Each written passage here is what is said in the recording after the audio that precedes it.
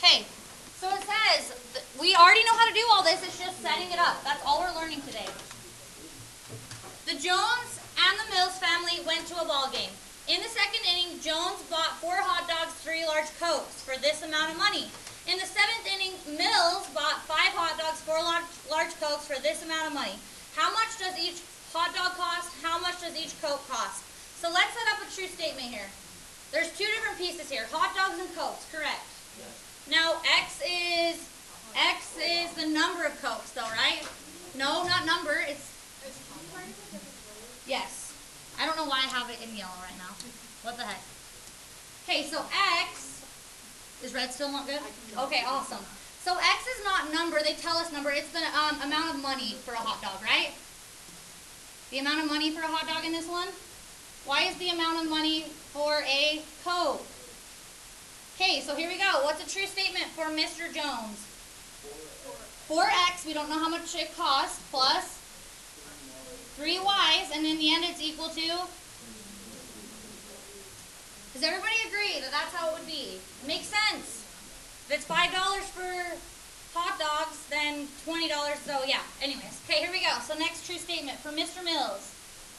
5X's plus 4Y's, and that's equal to 28.50. And now you'd say, okay, now I need to solve for X and solve for Y. It says, what's the cost of a hot dog? What's the cost of a Coke?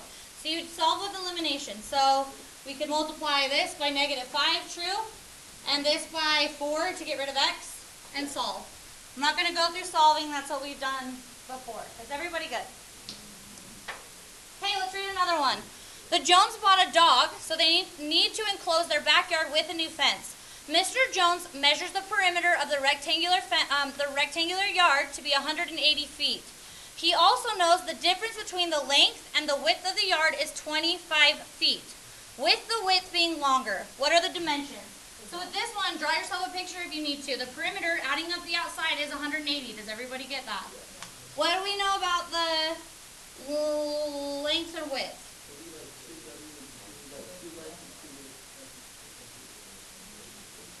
What do we know about the length? Nothing. What do we know about the other side though? Yeah, it's 20. It's a difference of 25. Can everybody get that out of this? So it's a difference of 25. So you'd say X minus 25. So X minus 25. So X. So what would my true statement be? X plus X minus 25 plus X minus 25 equals 180. So then you'd say, okay, combine my X's. So there's 4 X's. Minus 50 equals 180. And then you would just solve for X.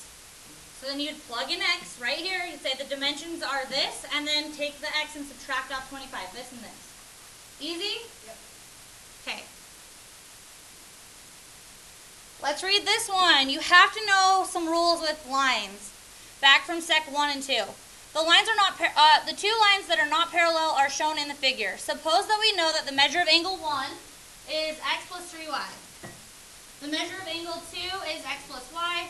And the measure of angle 3 is 3X minus 2Y minus 5. Now, it says find X and Y. So now you have to look at that picture and say, because I have a variable X and Y, that's 2 variables, I need 2 true statements. So what's my first true statement? Well, first of all, this and this is a straight line. Do you guys agree? So a true statement would be these 2 angles add up to be 180. So X plus Y plus X plus 3Y should add up to be 180 degrees. Another true statement is, don't these 2 also add up to be 180? Yeah. Or another true statement, this angle and this angle are vertical angles, they're equal. Yeah. So any 2 true statements will work. So I'm just going to go with this one, adds up to be 180. X plus 3Y plus 3X minus 2Y minus 5 should add up to be 180. Now combine like terms up here and simplify, combine like terms down here. X plus X, so we have 2X, plus 4Y equals 180, correct. Then right here we would have 4 X's, so plus Y, right? And then we'd add 5 over, equals 185. And then couldn't we solve by elimination? Solve for X or Y. Is everybody good with that?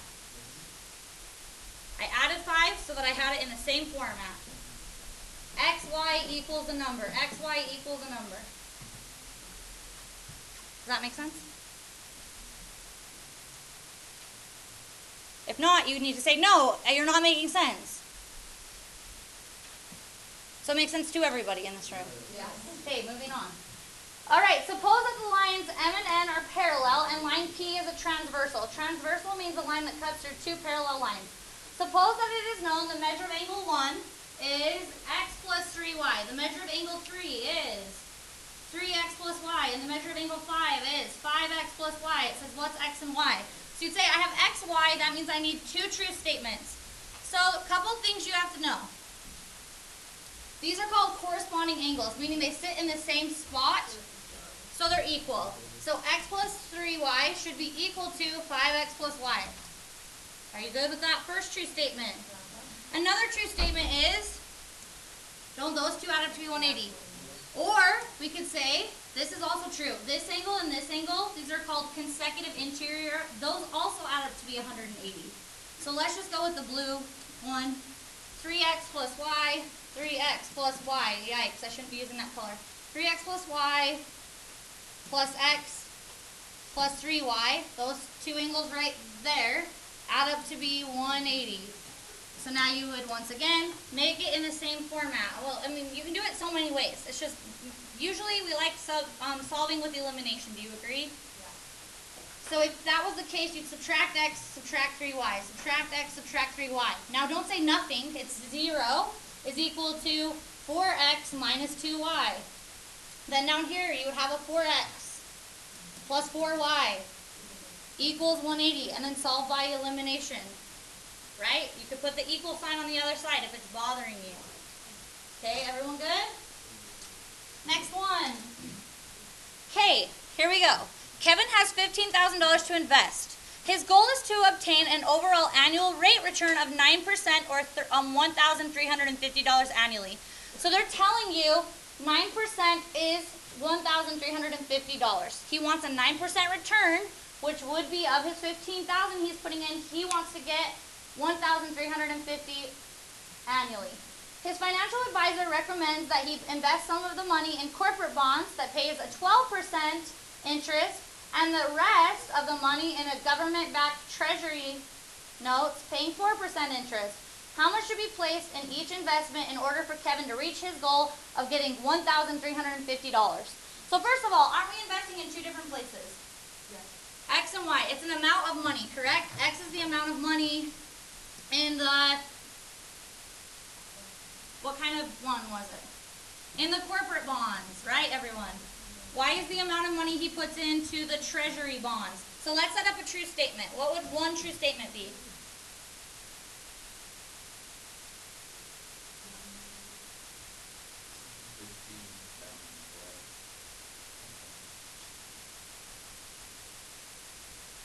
What is the 15,000?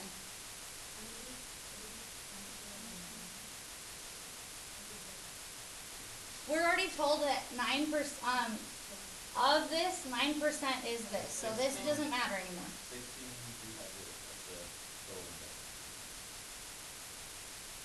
No, this is what he wants, right? 9% of 15,000. The total amount? No. No. It's he wants this as his return. So I see what you're saying. Yeah, your true statement you're trying to set up would work. It's just a harder one to think about. Guys, how much money is he investing total? $15,000. It's split up somehow. We have no idea. Do you guys understand that? Yeah. Okay, so x plus y, some amount plus some amount will equal $15,000. Do you agree? Yeah. Okay, let's talk about money. Now he wants to earnings. That's the percents. So you take the percent, which is 12%. So you do 0.12x. Do you guys understand that this is how percents work? Let's say you put in $3,000 into corporate bonds. He's only going to get 12% of that. Do you guys see how this is working? Okay, plus 0.04, correct. Y. And that's equal to $1,350 because that's the amount he wants to get after this investment. Do you guys understand that? So Isaac, your statement would have worked because I could see what you're doing. You're saying 15,000 plus this, and that would have worked. Yes. Yes.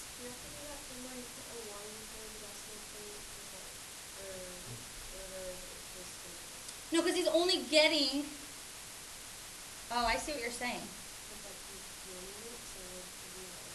But then he's not going to get his full 3,000 back, so that's why we don't put 1. If he puts in 3,000, he's not going to get 3,000 plus more. He's only getting 12%. Good question. Valid question. Okay, awesome. Then we solve by elimination, right? Okay, next one. The manager of a coffee shop wishes to form a new blend of coffee. She wants to mix 2 types of beans, Sumatra and then Brazilian. Sumatra sells for $12 per pound, and Brazilian beans sell for $8 per pound. She wants to get a total of 50 pounds of new blend. The new blend will sell for $9 per pound. How many pounds of Sumatra beans and Brazilian beans are required? So let's figure out what we're looking at here.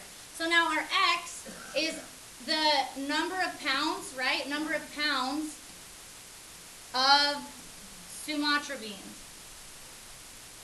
However you spell that. Sumatra beans. Does everyone agree? And then Y is the number of pounds of Brazilian. So what's one true statement right now? Like not having to do with the money, but total. X plus Y equals 50 pounds, right, everyone? That one's this straightforward one. Now we're talking money. Now we're talking money. So it says this one sells for $12 individually per pound, and this one sells for $8 per pound. So when we say 12x plus 8y will equal, well, we have to know money. This is amount of money, right? Yeah. Now we're talking money, not total here. See, this is money. So we need a money amount here. So think about it. The new blend will sell for $9 per pound. She wants to do 50, as we said. So let's find the amount. 50 times 9, 450. Does everybody see? In the end, it's going to be $450. And then we'd solve by elimination or substitution. Probably elimination. Because we were told, like in the end here, this is money related, right? We needed a money amount. We weren't given any money amounts. We were told it was going to sell for $9 per pound, the new blend, and there's going to be 50 pounds. So 9 times 50. That would be the money amount in the end. So that one we had to know, we had to calculate that. Okay, let's do another one. This is where people have a really hard time. Distance, rate, and time problems. So pay very close attention on this part. Some of you have zoned out, rezone in. Okay, so an infinity travels at an average speed of 50 miles an hour. A Lincoln travels at an average speed of 40 miles an hour. In the time it takes the Lincoln to travel a certain distance, the infinity has traveled 100 miles further. Find the distance that each car travels and the time of the trip. So guys, without being told, if you're dealing with rate and time and distance, it's always this formula. Without being told, you have to know that distance is equal to rate times time. That's a distance, rate, and time problem. Because look, there's rates, there's distance, and there's time in this problem. So you're going to set up, anytime there's a distance, rate, and time problem, you're going to set up 2 distance, rate, and time problems. So let's set one up for the infinity. And let's set one up for the Lincoln. So our distance on the infinity, distance is equal to rate times time, and then we're going to do the same thing down here. Distance is equal to rate times time. Let's plug in what we know for each. Do we know anything about the distance of each of them? Okay, what do we know? We don't know for sure a distance on the infinity. We don't know for sure a distance on the Lincoln, but let's read about the distance. You're right. What do we know? The infinity will travel 100 miles further in distance, true? So the infinity is going to go 100 miles further than this distance. Does everybody agree? Yeah. So we don't know this one's distance, so let's call that x. We know this one's distance is x plus 100. Whatever this one's distance was, plus 100 more. Okay, awesome. That's an x, sorry. All right, so then let's move on. Our rate. What was our rate for the infinity? 50 miles an hour. And for the Lincoln, 40 miles an hour. Do we know anything about the time, though? No, but we know, so the time is the same for both, correct? Because it says, an infinity travels at this speed, a Lincoln travels at this speed. In the time it takes, the Lincoln, so aren't we saying that the time is the same? Yeah. In the same time, it's asking what distance. Does everybody see? Yeah. So t is t, or y. and y down here is the same time. So now we have two true statements. We have x plus 100 equals 50 y's, and we also have x is equal to 40 y's. So let's actually solve this one. Solve by substitution or elimination. Wouldn't substitution be the easiest? Because it already says x equals, right? We take that bad boy, plug it in there. So now we have 40 y's plus 100 is equal to 50 y's. Solve for y. So we'd subtract 40. So 100 is equal to 10 y's. So y is equal to 10. Now what was y standing for? Time. And it's miles per hour. So that was 10 hours. So now it says how much distance? How much distance? So wouldn't we just plug it in? 40 times 10 is 400 miles. So in 400 miles, whatever it was asking us, I don't want to go back up and make sense of it. Let's do it.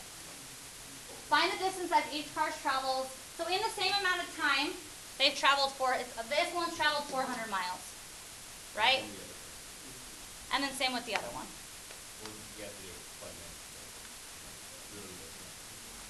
Oh, and it just wanted the time. So we could have just stopped here, right? Or did it want the distance too? Oh, find the distance at each car. You're right. So it was the same time, right?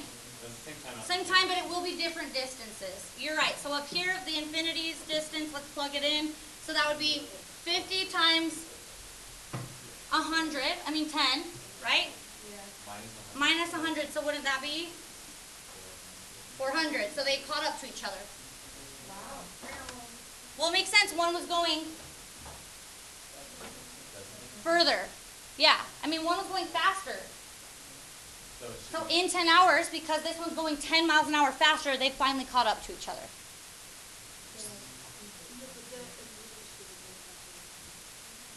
Infinity plus O. Let's look at that and let's see if this one makes more sense. This one should make more sense, I think. Hey, Enrique, if not, we'll see. Enrique leaves his house and starts to run at an average speed of 6 miles an hour. And half hour later, Enrique's younger brother leaves the house to catch up to Enrique, running at an average speed of 8 miles an hour. How long will it take for Enrique's brother to run half the distance that Enrique has run? So this is another distance, rate, and time problem. So we have Enrique, and we have Enrique's brother. Let's set up a distance, rate, and time. Distance equals rate times time. Distance equals rate times time. Let's plug in what we know.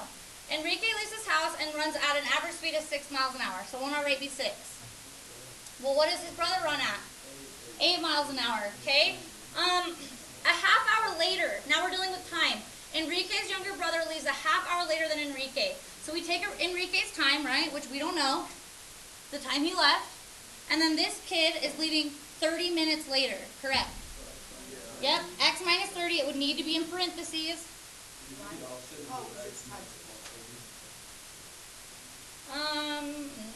No. Because it's not, he didn't start and then this kid ran 30, let's see, 30 minutes and 10. I don't know, we'd have to test that one out for theory and see if we get the same answer, because it might come out right, but. Now what do we know about the distance? It doesn't want to know when they're equal, right?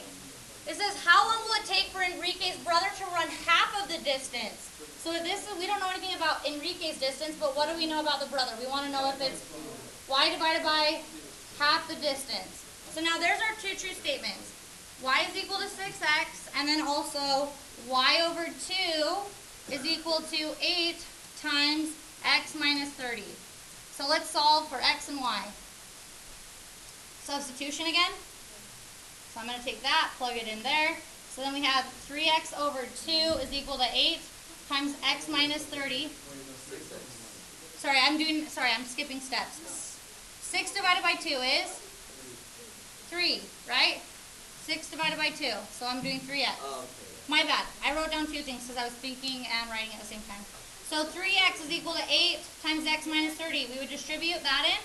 So we have 3x equals 8x minus 240. So then solve for x. So we'll subtract 8x. Subtract 8x. So negative 5x equals negative 240. So somebody, negative 240 divided by negative 5.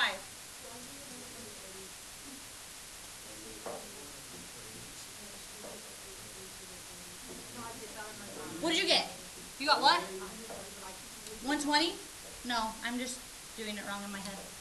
8 times negative 30. Okay, yeah, I was going to say it couldn't be only in the hundreds. Okay, so what'd you get? Divide by negative 5. So x is equal to 48. Wasn't it minutes?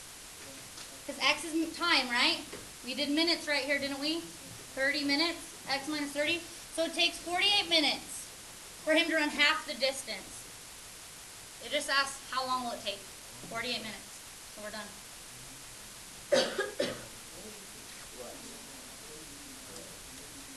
Okay.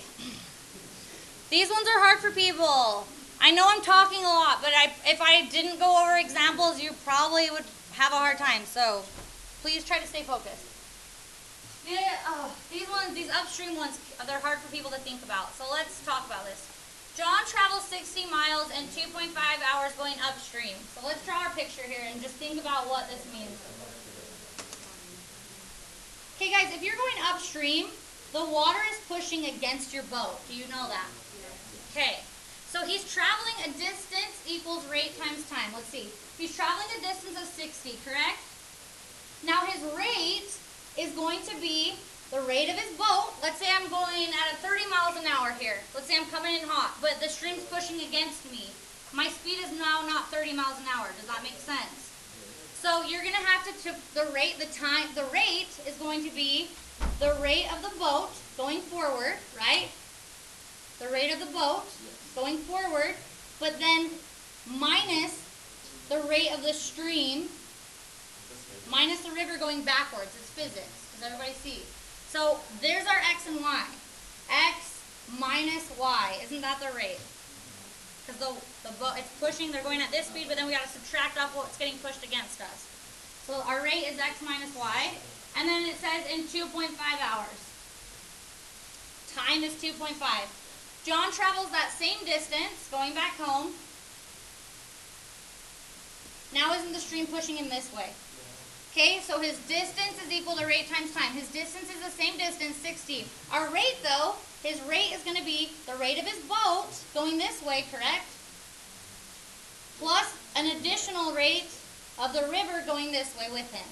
He might be going 30, but then the river's taking him 3 miles or whatever, and so he's going 33 miles an hour. Does that make sense, everyone? So this would be, our rate is x plus y, and then the time is 2. So there's our two true statements. 60 is equal to x minus y times 2.5, and 60 is equal to x plus y times 2. So how would you solve it if it was you? Okay, that is one way of doing it. So then we have 60 is equal to 2.5x minus 2.5y's. And then we have 60 is equal to 2x plus 2y's. And then you would solve by elimination? Okay, do you want to continue solving or are you guys good? Yeah. Because then you're able to solve for how fast he's going and how fast the stream is going as well. The miles per hour. We don't have enough information. But it kind of seems like it. In fact, I got caught up on this one yesterday because I was way overthinking it because we didn't have enough information to do distance, rate, and time. That's not a true statement for this one. So let's read it. An airplane going with the wind is at an average speed of 180 miles an hour. The airplane going against the wind is traveling at 120 miles an hour. What is the speed of the wind and what is the speed of the plane? So I initially was thinking distance equals rate times time. But we are only given like a rate, correct? So you can't really set up a distance, rate, and time problem. So we have to set up a true statement dealing with the rate or the speed, /speed. Same thing, right, everyone? Okay, so let's think about an airplane. Our airplane's flying this way, and it's going with the wind. So here's the speed of the plane. Speed of the plane. And then also, isn't the wind then pushing it, the speed of the wind is also pushing it some amount quicker. It says going with the wind. So this plane might be going at 160 miles an hour, but the wind is pushing it an additional 10 miles an hour. Does everybody see? This happens in real life, like on planes. Okay, so we don't know the speed of the plane. We don't know the speed of the wind, correct? So what would my first true statement be? We do know though what they are together. 180, don't we? The average speed on the way there with the wind is 180. So you'd say x plus y equals 180. Now it's against the wind, so our speed of the plane is going like this, right? But now the wind's going like this. So x, and then when we have to subtract off y. So then x minus y, that speed is at 120. And then we would solve by elimination or substitution. So this one, my true statement had everything just to do with speed, not distance, rate, and time. Okay, we're down to our last few examples here. Okay. Three variables. It says a swing set maker has 3 different models of swing sets. The monkey requires 2 hours to cut the wood, 2 hours to stain, and 3 hours to assemble. Okay. Monkey's pattern, what was it? 2, 2, 2, 2, 3. Then we're going on to the next one. Read me, the gorilla. 3, 4, 4. These are the hours it's taking. And then the last one is the Kong. And that one goes for 4, 5, 5? 5, 5. Okay, now let's keep reading. So it says the company has 61 hours available to cut the wood. Wasn't this all of the cuts? You read back? And then, so all of these have 61 hours. Then all of the staining was the second one, correct? 73. And then all of the last one was the assemble, and that was 83. We have 3 different variables. Monkey, gorilla, Kong. Do you guys see? X, Y, Z. So you'd say 2x plus 3y's, because they're different. Monkey and gorilla are different. Plus 4z's is equal to 61. Then we would have 2x plus 4y's plus 5z's is equal to 73. And then we would have 3x plus 4y's plus 5z's equals 83. And then can't we solve for x, y, z? It would just take us a while.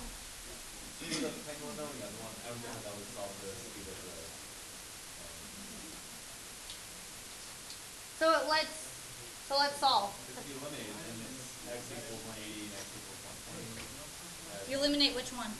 Oh, no, we have 2x, right? 2x. We add straight down. Equals 200. Yeah. So then x is equal to 300. So x is equal to 150. So what did x stand for? The speed of the plane. The speed is going 150 miles an hour. Okay. Okay, these two are the last two. Delu has $15,000 to invest. She decides to place some of the money into a savings account that pays 2% interest, some in treasury bonds paying 5% interest, and some in mutual funds paying 10% interest. Does everybody see how this is an XYZ problem? Because there was 3 different aspects to it. All right. She wants to earn this amount of money after interest. After getting the interest she wants is $720. And then also Delu wants the investments in savings to be twice the amount as the mutual fund. So first of all, we have 3 different pieces here. So we have treasury, let's see. So X is savings, right? Y is treasury bonds. And Z is interest. So I'll go in order. Interest and treasury bonds. Are we focusing? This is what's taking me forever. First hour, everyone help me. You agree? So we should call it XYZ like that. So what's one true statement? There's 3 variables. We need 3 true statements. What's one of them? X plus Y plus Z is equal to? Yep. $15,000 is getting invested, split up some way between these 3 things. Right. Now let's do money. Let's do a money statement.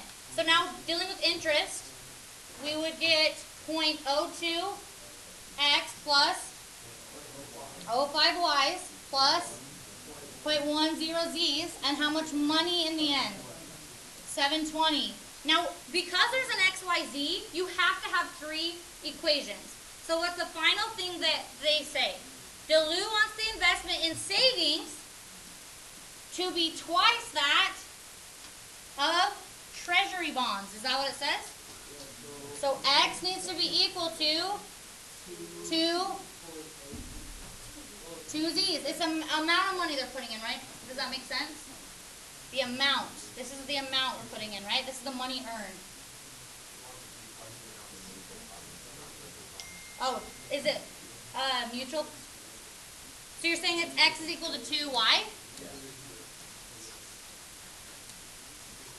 Okay, cool. So I still get it. So that why is the second one equal to 15,000 plus 7? Why isn't it? Yeah, because wouldn't it be? This is, look, so good question. Look, this is the interest they're getting. They're not going to give back all their money. Like, they're not going to get back, like, this is interest, not how much total in the end did they get, just interest. Does that make sense? Okay.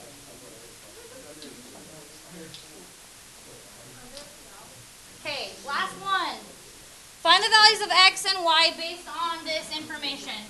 So angle 1 is 4X plus 2Y. Angle 3. Angle 2 is 10X plus 5Y. Angle 3. And then angle 4. Okay, so everyone, notice you only have an X and a Y. So you only have an X and a Y. So you need 2 true statements.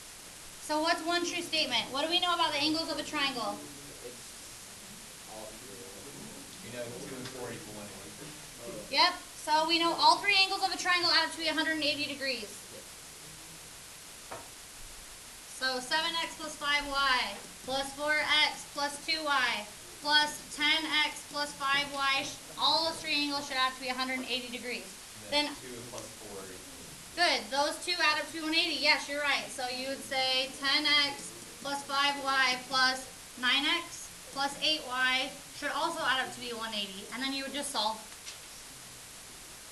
Okay, start practicing. Honestly, dig in. That's the best way to learn with these. So do we have to do all of these?